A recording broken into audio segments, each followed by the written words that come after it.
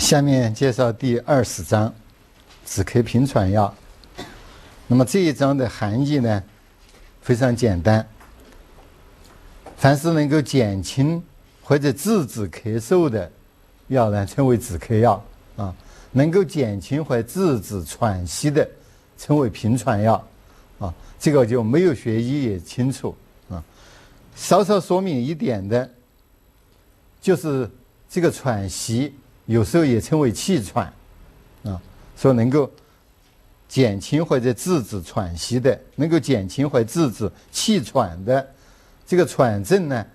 在今后中医内科学里面要学。这个地方呢，一般不讲哮喘。那么中医的喘息包括了哮喘，但它内涵更宽一些，因为这是从这个汉字的字义所决定的。比如《说文解字》，什么喘？急息也，就是呼吸急促。那么，所以我们中药里面有的这个平喘，不完全是治疗的哮喘啊，它使这个呼吸的急促的症状，把它缓解下来，使这个呼吸比较安静啊，它也属于平喘的范畴。所以，只是对这个问题做一点说明。那么第二个问题，功效与主治，那也是很简单。那么这一类的药呢，第一能够止咳，那么就用于咳嗽；第二能平喘，那就用于喘息。对于这一章的药物，绝大多数呢，两者功效都兼具，既能够止咳，又能平喘，所以很难分清楚他们止咳和平喘的主次。这也是不再往下细分的一个原因。其实止咳和平喘是两个不同的功效啊，那么它们主治也是不同的啊。由于绝大多数药没有办法分止咳平喘的主次，所以我们仍然放在一起作为一章来处理。但是要注意到，这并不绝对，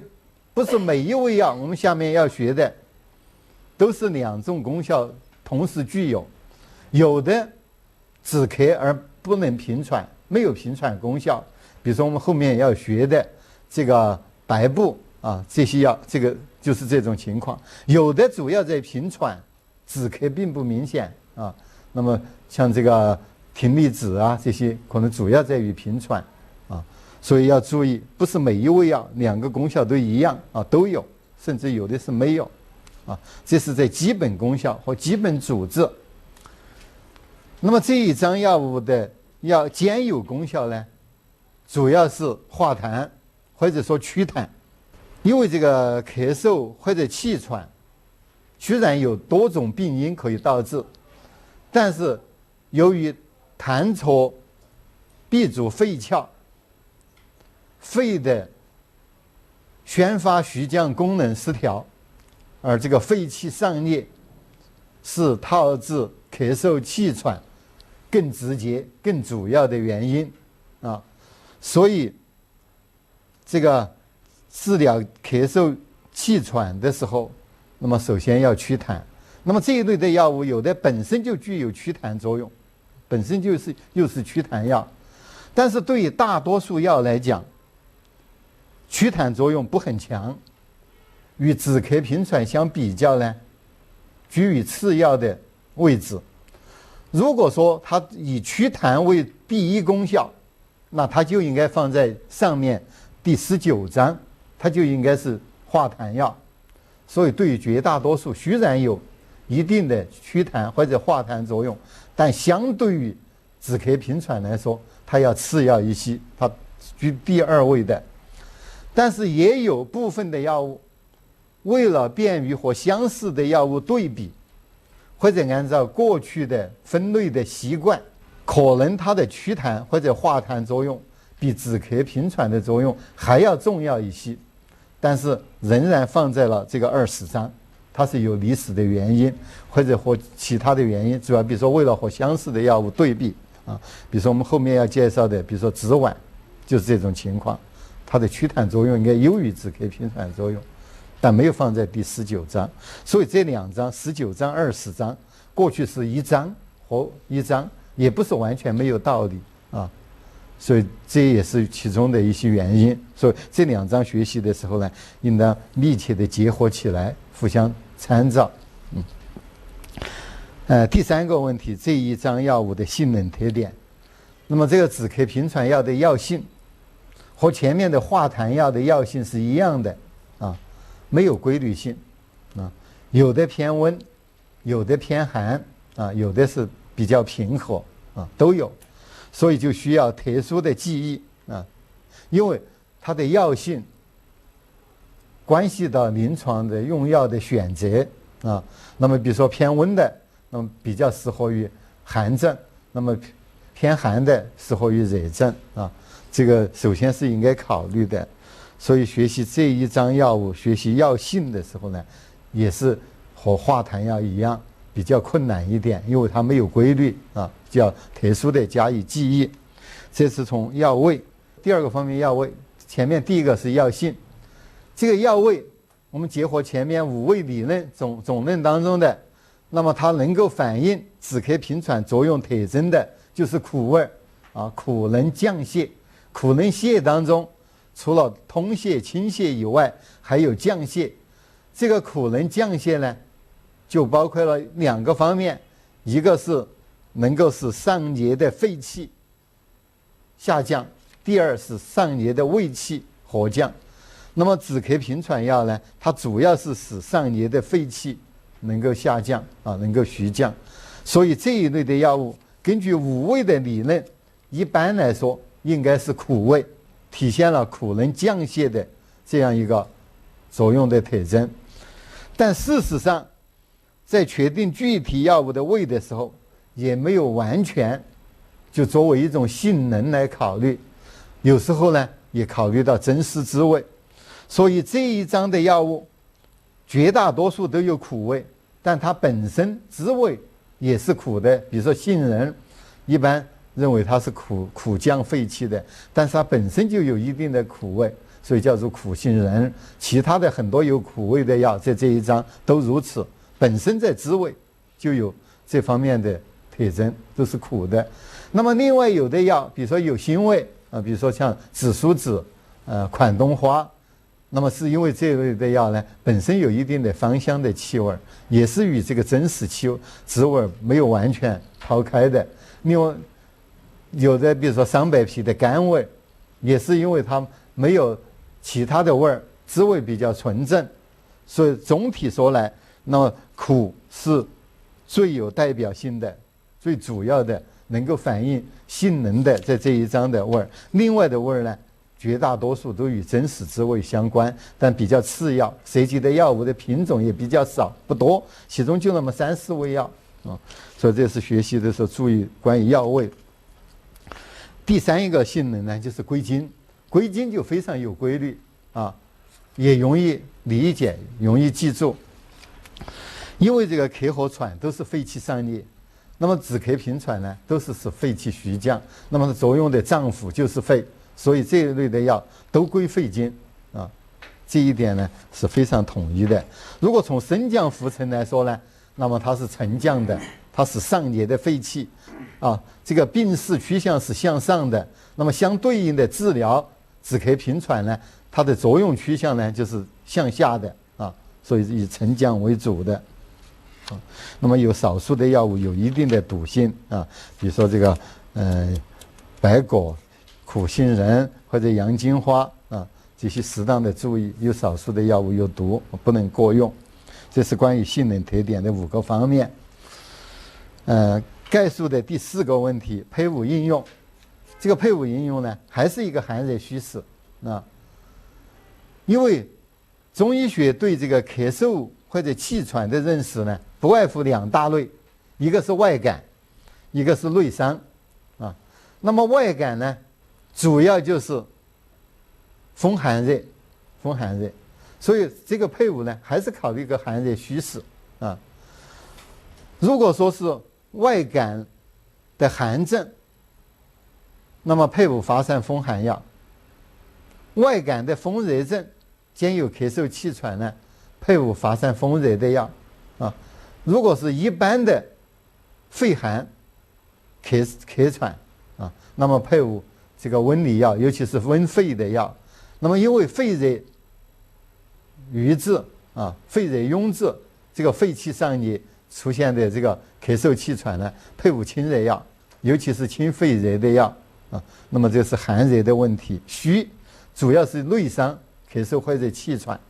那么首先是气虚，那么就要配伍这个补气的药物补肺气、补脾气，土就是金和土补土生金补土生金，所以主要配伍补气的药。另外呢，这个咳嗽气喘也可以阴虚，那么这个可以配伍补阴的药相对来说呢，配伍补血的可能性呢小一些但是总体就是一个虚可以和不同的补虚药其中主要是补气，这个是虚。另外的实，那么刚才说了一个是风邪外感有风邪，那么配伍这个解表的药，那么包括到前面的寒热了另外如果有燥邪燥邪犯肺也可以引起咳嗽，那么可以配伍润燥的药物。另外更多的就是刚才谈到的痰痰是导致咳嗽气喘最重要的一种继发的邪气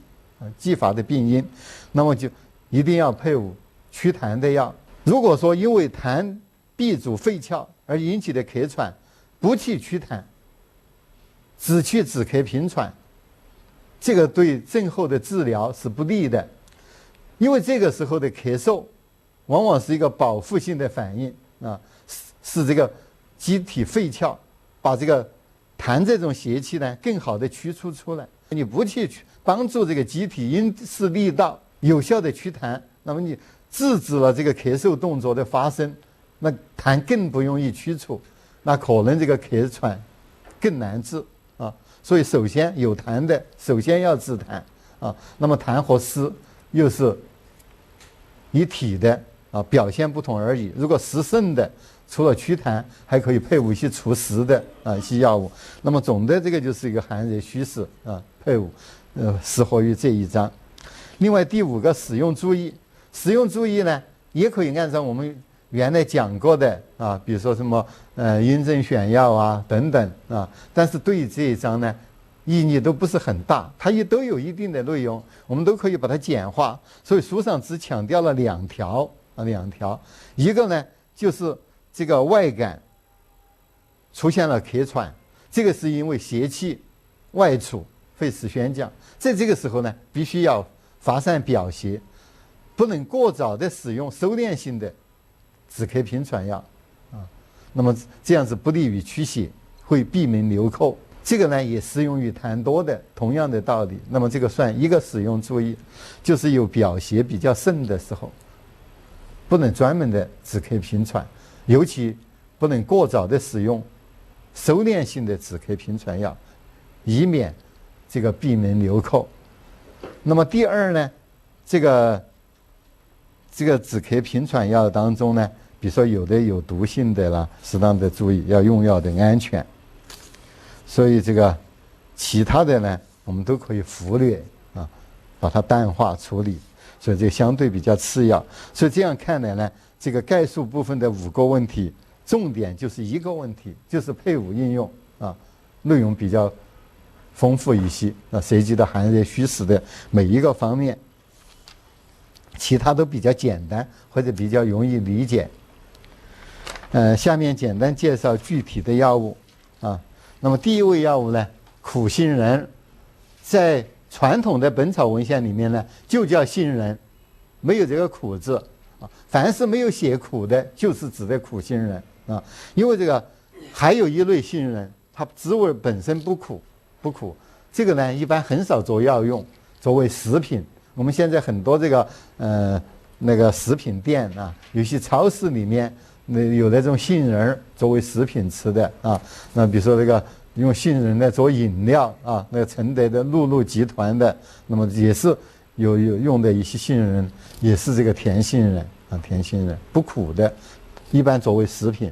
很少作为药品。所以我们要介绍的就是杏仁，也就是我们书上的这个苦杏仁。这个杏这种乔木那么是我们中医界应该是最熟悉的了啊，也和这个我们中医有很多这个传说的一些故事，所以我们现在一般就把整个中医药的事业就叫做杏林啊，把我们整个中医药的工作，那么这个是来源于一个传说，或者比如说三国时候有个叫董奉的医生，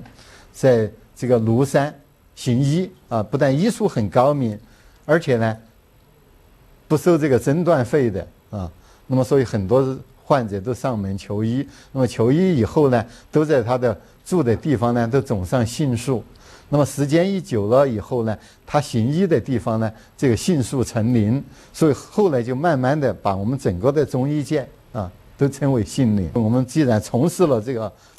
这个工作啊，现在有志于学习这个中医药啊这门学科啊，那么我们对这个呢要有所知道，不然有人问为什么把中医叫做杏林啊，就是这样来的啊，与董奉这个传说有密切的关系。这个杏仁呢是一个比较常用的止咳平喘药，有比较明显的止咳和平喘两方面的功效，加上它本身是一个苦味的药，所以它常于苦降肺气啊，常于苦降肺气，这个你就联系到五味的理论了啊，苦能降泻啊，它常于苦降肺气，所以这个药物呢，对于这个咳嗽气喘，不管寒热虚实，也不分外感内伤，都可以广泛的使用啊，关键在于配伍。但是呢，这个药在苦降的同时，前人认为杏仁还略有一点开宣肺气的作用，所以呢，更多的是用在了外感风寒、外感风热或者外感燥血。那么外感风寒，我们前面学麻黄汤，麻黄常常以杏仁作为备注，一种相似的配伍关系。那么这个时候麻黄既发散风寒又止咳平喘，那么用杏仁来增强麻黄的止咳平喘的作用，麻黄汤、三奥汤都属于这种情况啊。这个外感风寒啊，杏苏散，那么其实严格讲也是外感风寒和紫苏这样的发散风寒的药物配伍使用。那么外感风热，这个银翘散，这个桑菊饮，那么里面和这个发散风热的薄荷啊、桑叶、菊花这一类，又能够这个清肺止咳的，尤其桑叶啊，一起配伍使用。那么这个外感燥血，尤其是温燥，伤寒汤配伍桑叶一起使用，所以它更多的是用在外感引起的。当然内伤不是不可以用，完全可以用啊，和一些补虚的药也能够治疗这个因为这个肺气虚啊或者肺阴虚而出现的这个咳嗽气喘都是能用的。当然杏仁呢没有祛痰的作用，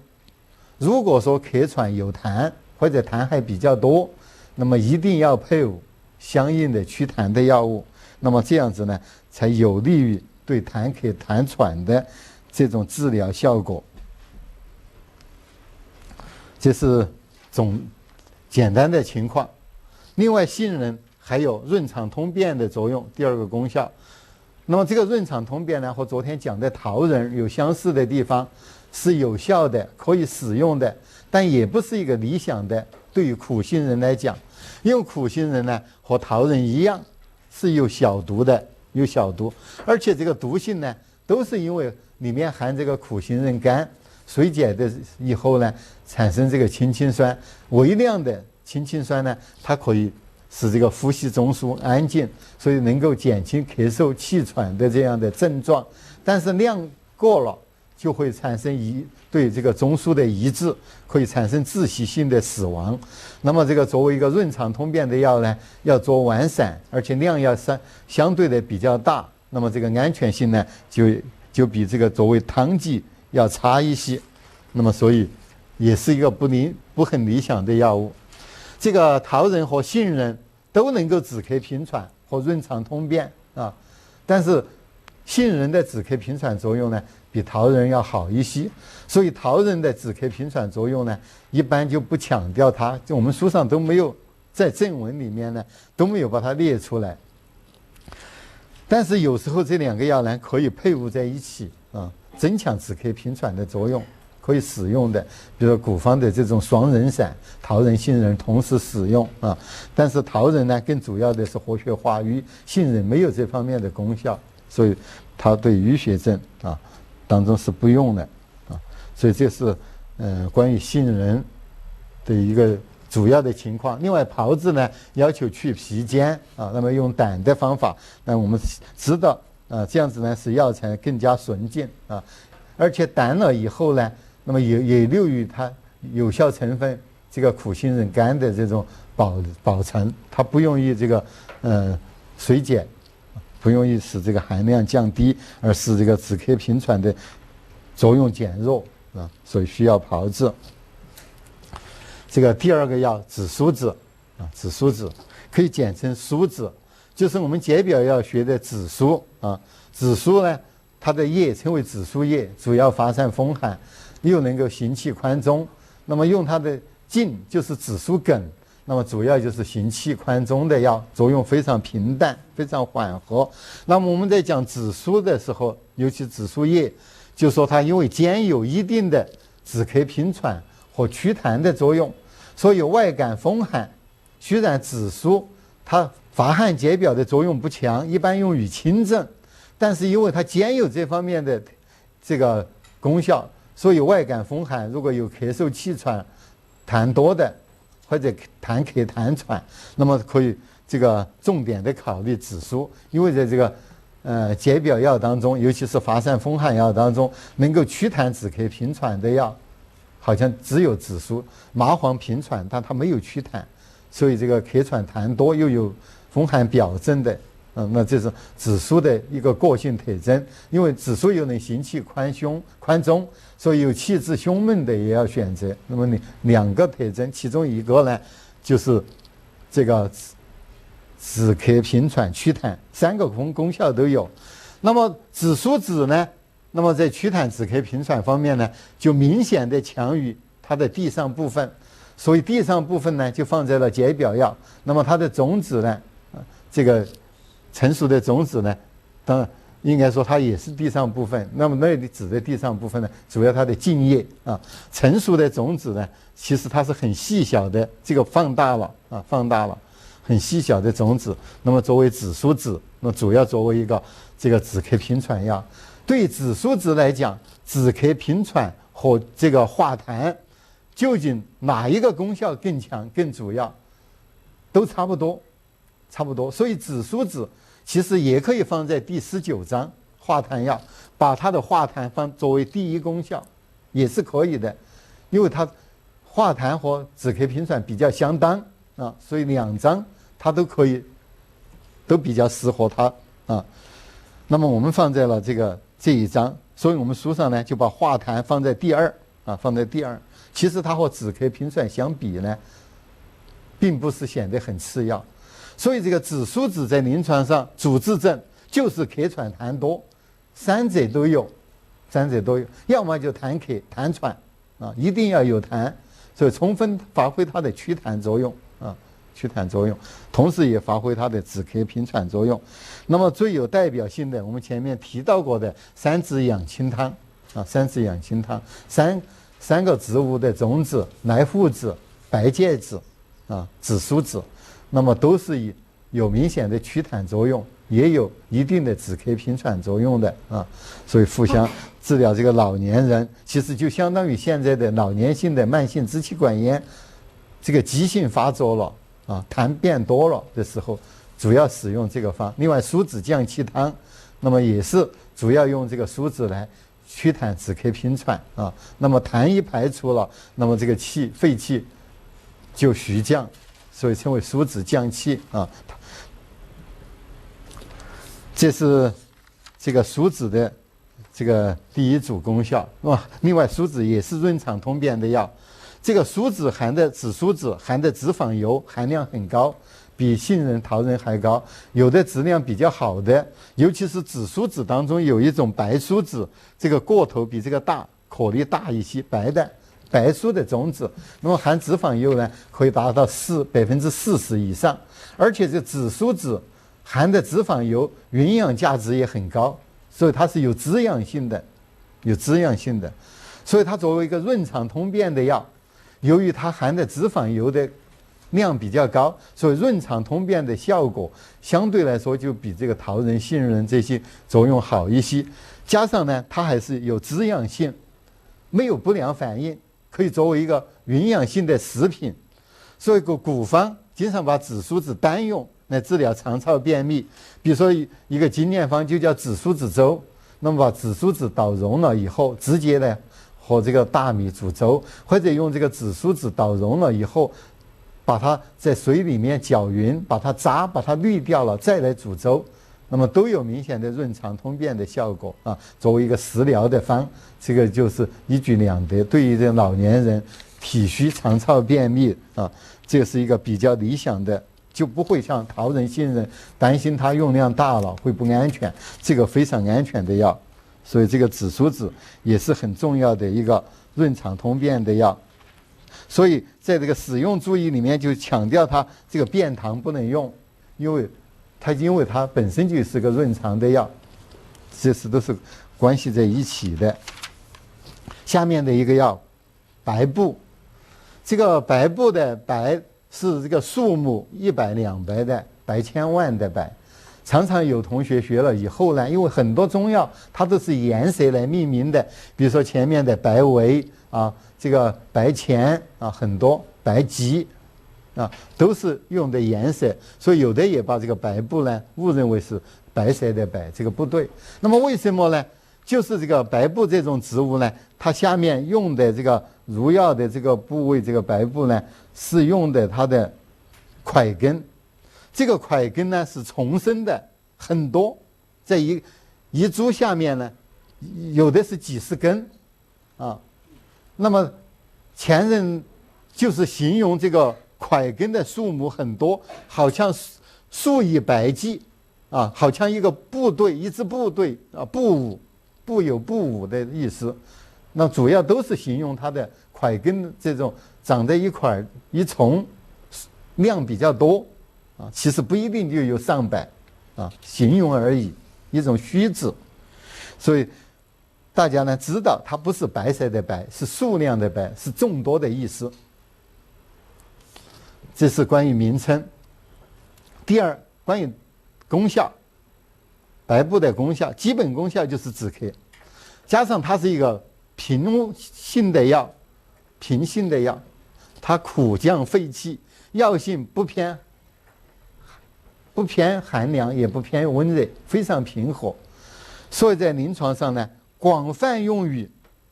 各种咳嗽症啊，不管寒热虚实，都可以配伍使用。当然，寒症的，比如说外感风寒，那么配伍发散风寒的药；外感风热呢，配伍这个发散风热的药。单纯的肺热，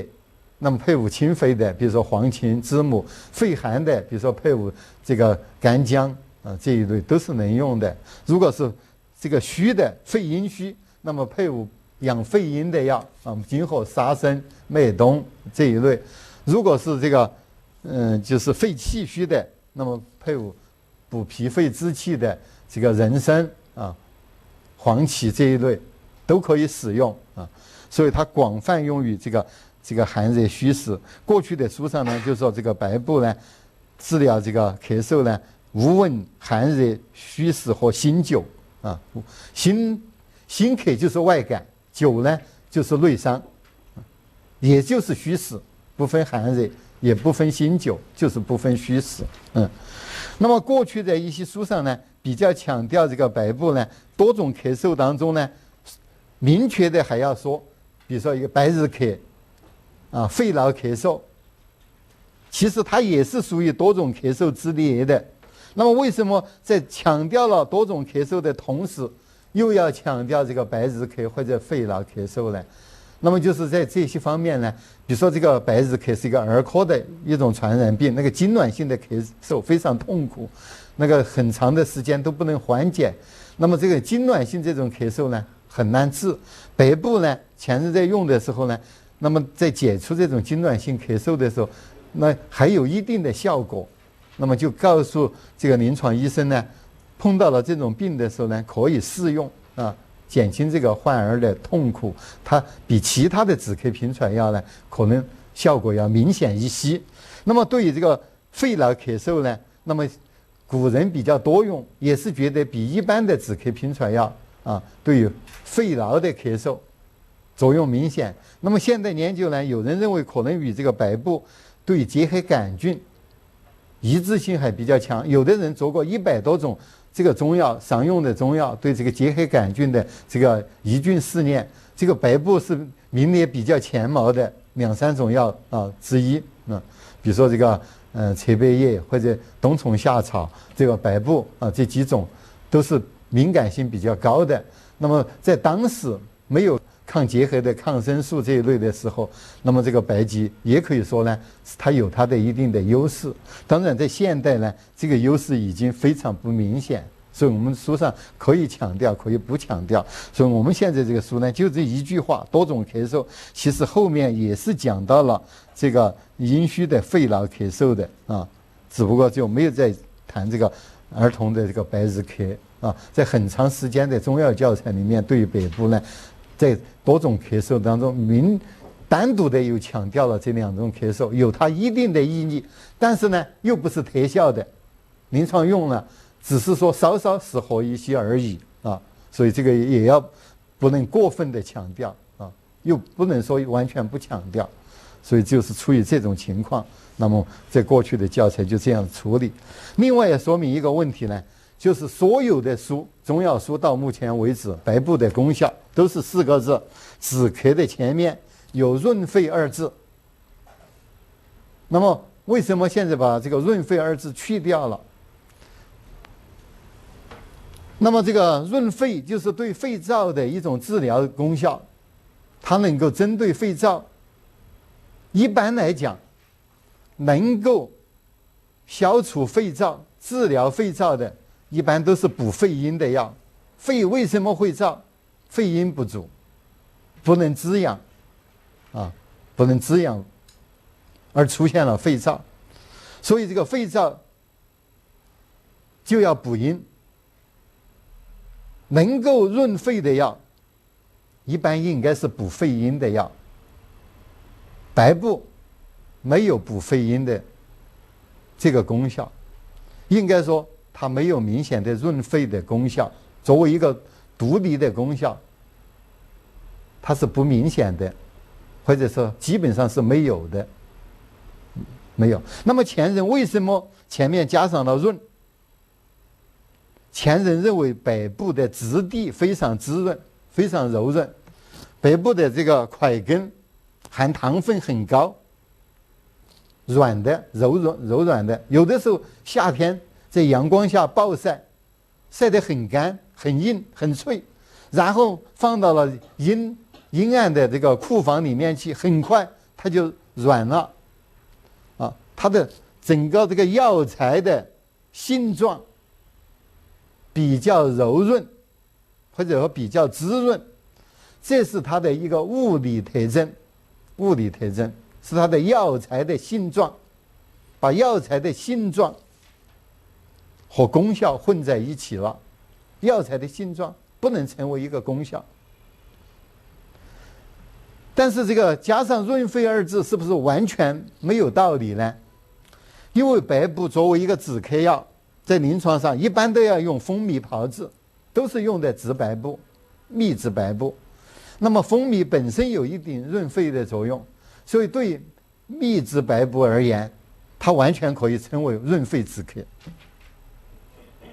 但是对于这个百部生用，这个润肺是不存在的。那么这个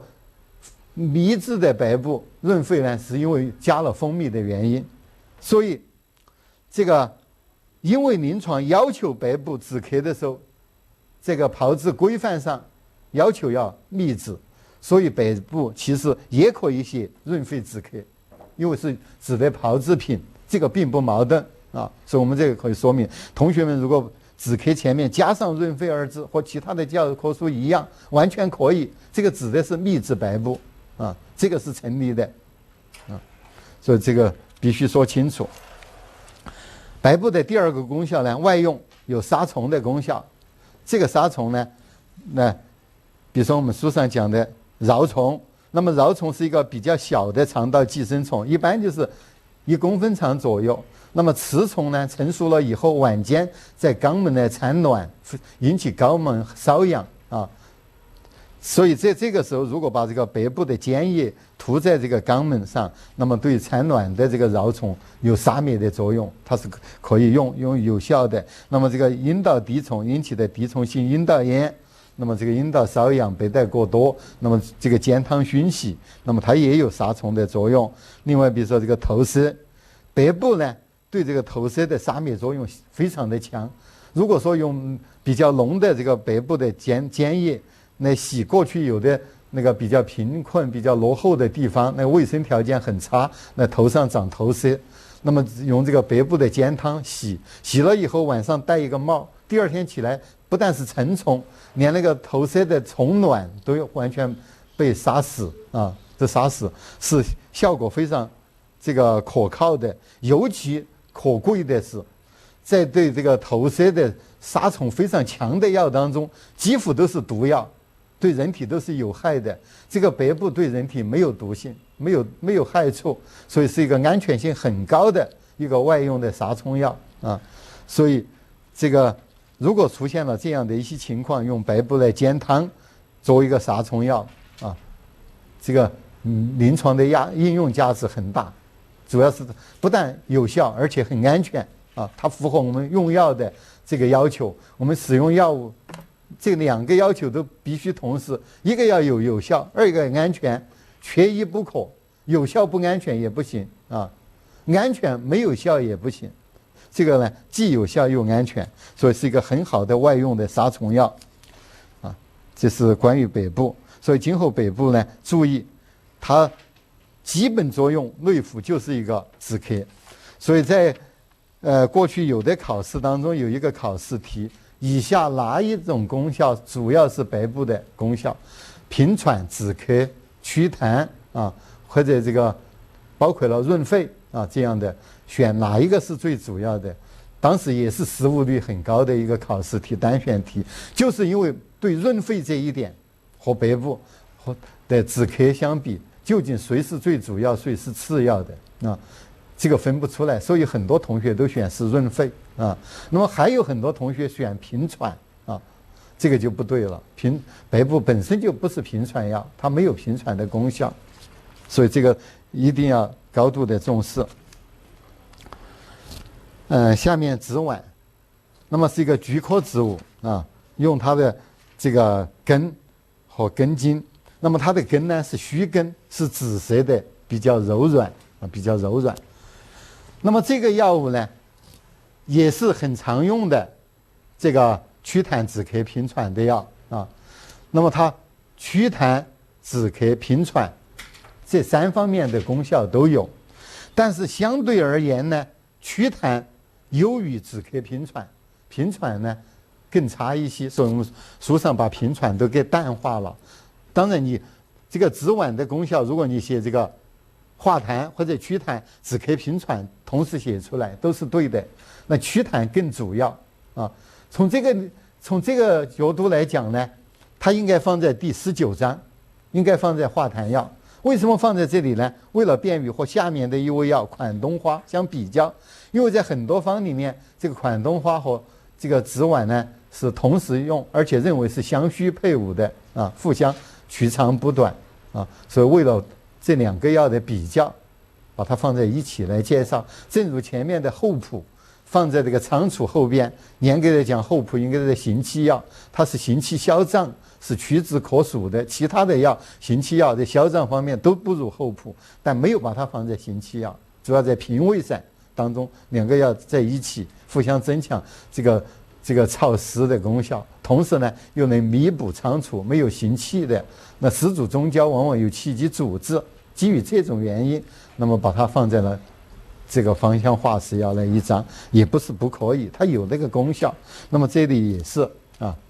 这个也是紫菀的功效主治，就这么简单啊，咳嗽痰多或者咳出来痰多都可以啊。那么也是要说明的呢，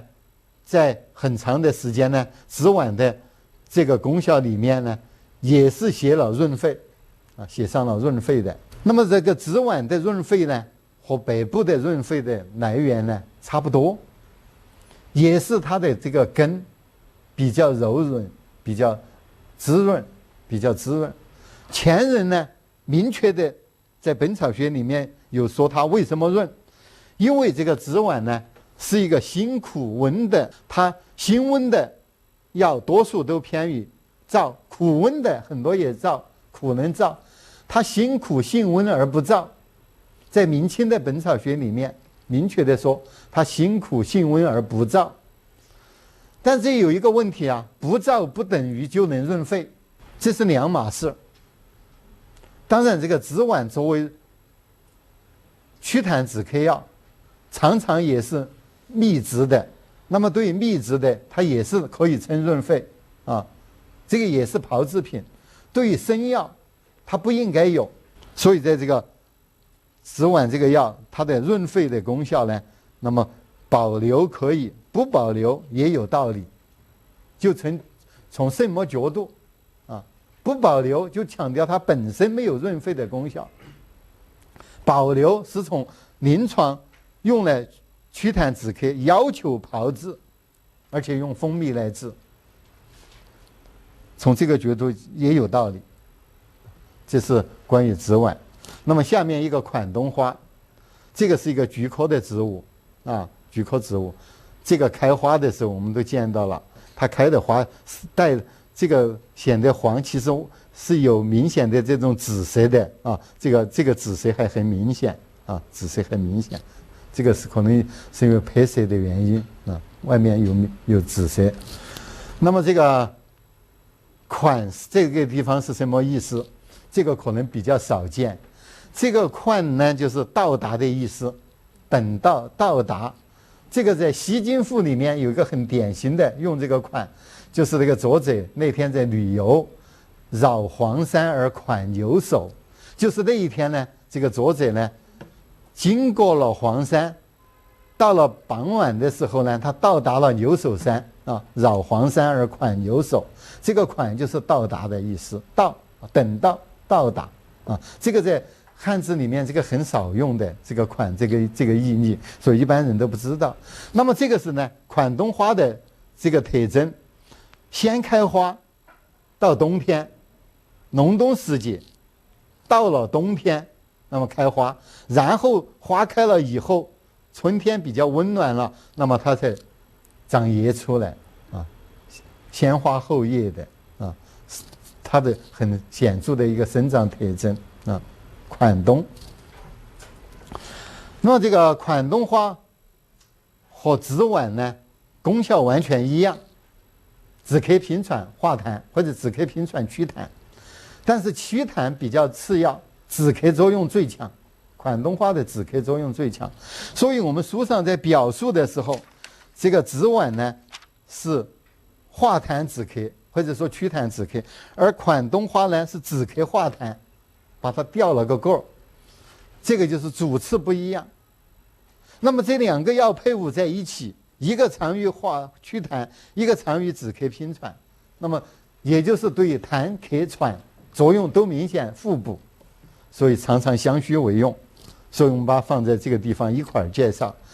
对于冬花，也是在很多书里面加上了润肺。那么这个润肺呢，也是在明清的《本草学》里面也有明确的说法，它是辛而不燥，辛而不燥。同样的道理啊，不燥不等于就润，只是说它在同类药当中，在辛香的药物当中，它不容易损伤肺阴，不容易伤津，它不等于就具有润肺的作用。所以这三个药的润肺就生药而言，都是没有的。那么冬花也常常要用蜂蜜制，蜜制冬花。那么对于炮制品，它也是，那么这个润肺也可以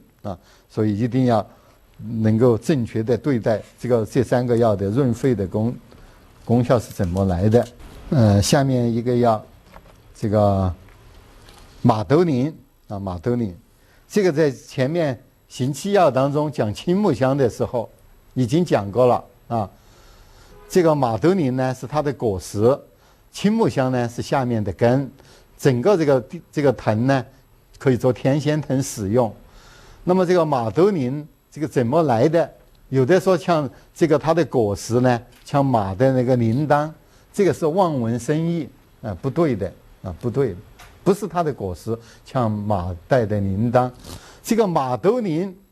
是古代这个烽火台上装燃料的一个兜